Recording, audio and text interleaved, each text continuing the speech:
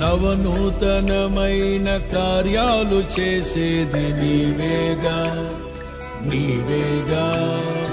అత్యున్నతమైన స్థలములపై నడిపేది నీవేగా నీవేగా.